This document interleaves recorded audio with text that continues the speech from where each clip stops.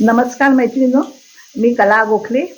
कला कलेक्टिव्ह हा माझा चॅनेल आहे, तो तुम्ही नाही बघत असतात, त्याबद्दल सगळ्यांना धन्यवाद. आज मी इथे कॅनडामध्ये आलेली आहे बरं का.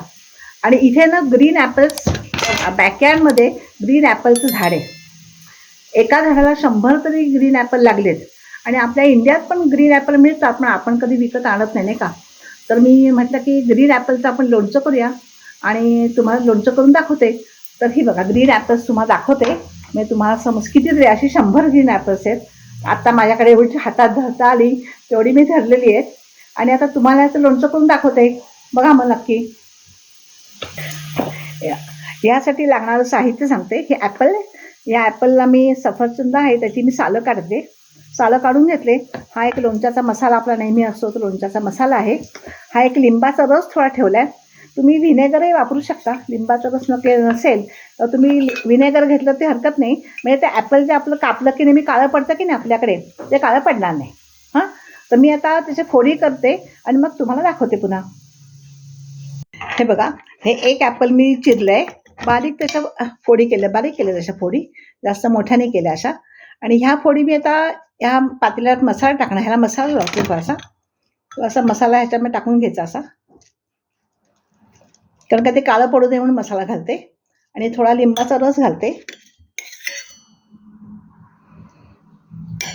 आणि हे सगळं कालवून एका पातेल्याला जमा करते. आणि एकीकडे फोडणी करून ठेवले. आपण नेहमी करतो तशी फोडणी केले. आपण तेल, मोहरी तडतडली की जरा, आणि हिंग टाकायचा. हिंग जरा थंड झाली की मग हळद टाकायची. असं ती फोडणी करून ठेवले.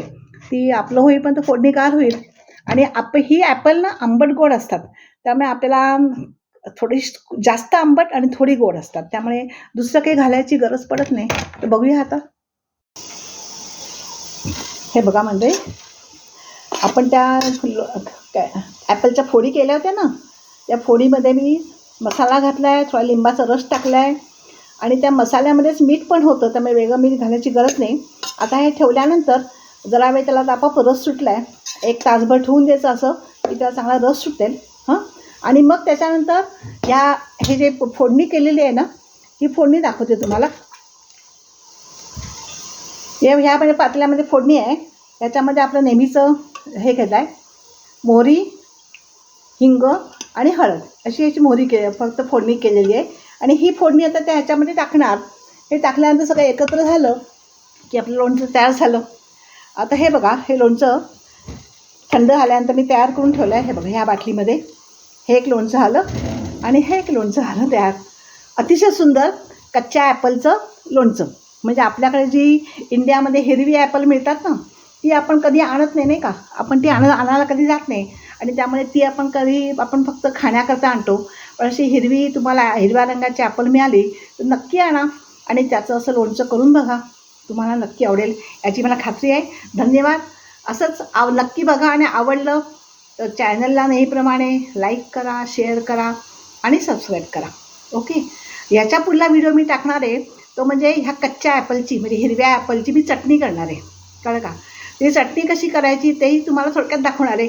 अगदी सोपी आहे, पण अतिशय पौष्टिक तर आहेच ॲपल, नाही का. नुसतं हिरवं ॲपल किती खाणार.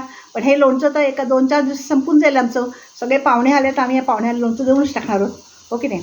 आणि तिचं कैरी पण चटणी पण फार सुंदर होते. आणि आपण कैरीची करतो तशीच हे ॲपलची करणार आहे. आणि तुम्हाला दाखवते कशी करते मी ते. तर ओके, धन्यवाद.